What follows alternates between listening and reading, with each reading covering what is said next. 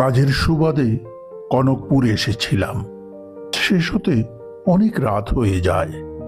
শহরের অলিগলি খুঁজে একটাও হোটেলে রুম পেলাম না। ছোট্ট শহর, তাই হাতে গোনা কয়টি হোটেল। অনেক খোঁজাখুঁজির পর অবশেষে একটি পুরনো হোটেল দেখতে পাই। নাম রাজমহল। এখনো সদর দরজা খোলা। রাত তখন 11টা। আশা নিয়ে ভেতরে চলে যাই।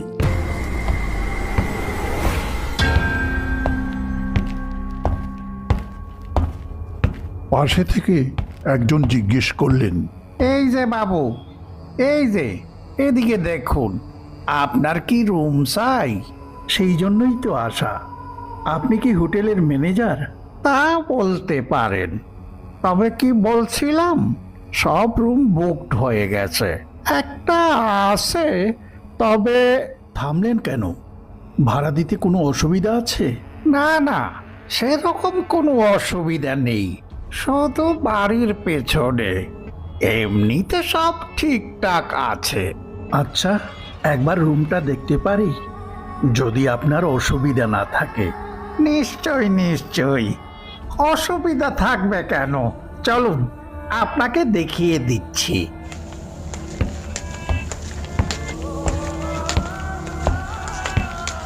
ম্যানেজার আমাকে পথ দেখিয়ে নিয়ে গেলেন বাড়ির শেষ প্রান্তে। বাড়িটি বেশ পুরনো। এই যে 13 নম্বর রুম,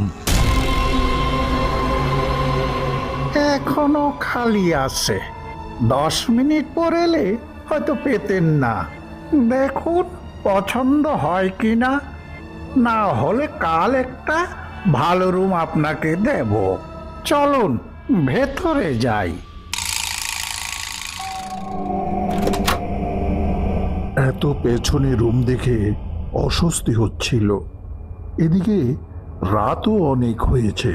দাঁড়িয়ে রইলেন যে, ভেতরে এসে দেখুন, সব কিছু পরিষ্কার, শুধু টয়লেট বাহিরে।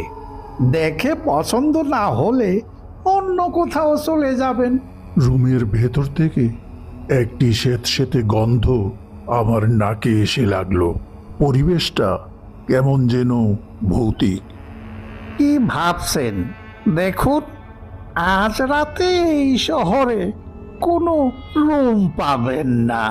কাল আপনাকে একটা ভালো রুম দিয়ে দেব। আপনাদের হোটেলটা বেশ পুরনো। পেছনটা দেখে আমার কেমন যেন ভয় লাগছে। আর কি যে বলেন মহাশয়, মানুষ চলে যাচ্ছে ছাদে, আর আপনি সেই আদিকালেই রয়ে গেলেন। সে যাকে, এতদিন এই রুমটা ছিল গোডাউন। 2 দিন আগে পরিষ্কার করে একটা রুম বানিয়েছি।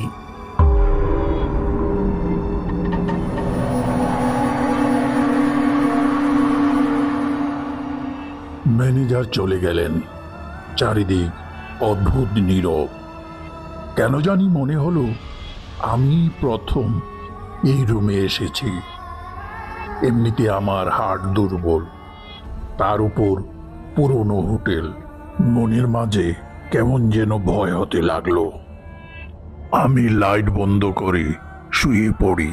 ঠিক তখনই শুনতে পাই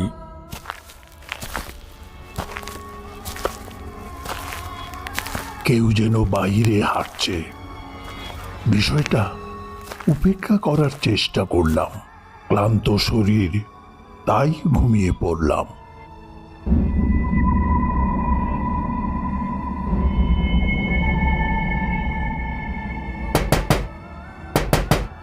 গভীর রাতে কে যেন দরজায় কড়া নাড়ছে। শব্দে আমার ঘুম ভেঙে যায়। ভাবলাম হয়তো ম্যানেজার হবেন। অনিচ্ছা সত্ত্বেও দরজা খুলে দিলাম।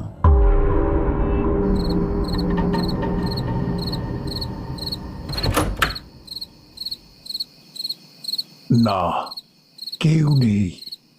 চারিদিক শুনশান। ঝিঝি পোকার ডাক, কেমন যেন হিমশীতল পরিবেশ। গা ছমছম করতে লাগলো।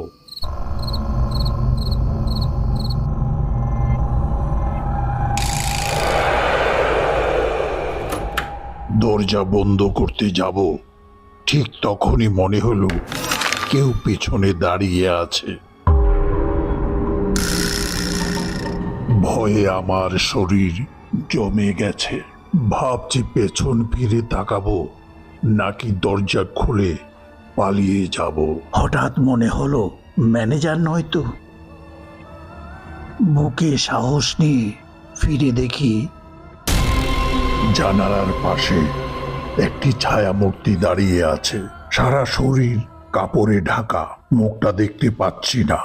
ভয়ে আমার শ্বাস প্রশ্বাস বন্ধ হয়ে আসছে। তবুও বললাম, কে কে আপনি? আমার রুমে এই রাত দুপুরে কি করছেন?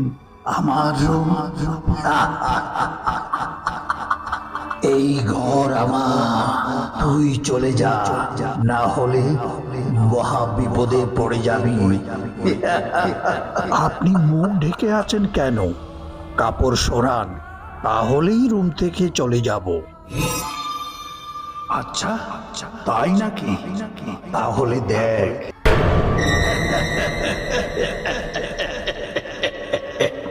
তোর সাহস তো কম নয়, আমার ঘরে এসে আমাকেই অপমান।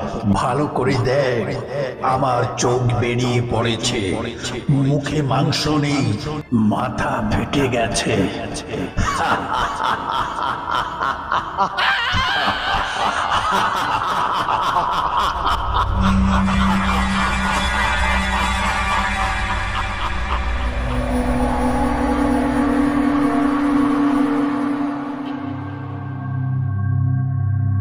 আমি নিজেকে আর স্থির রাখতে পারলাম না। চিৎকার করে জ্ঞান হারিয়ে মাটিতে লুটিয়ে পড়লাম। সকালে নিজেকে বিছানায় দেখতে পাই। সামনে ম্যানেজার দাঁড়িয়ে আছেন। আপনি ঠিক আছেন তো?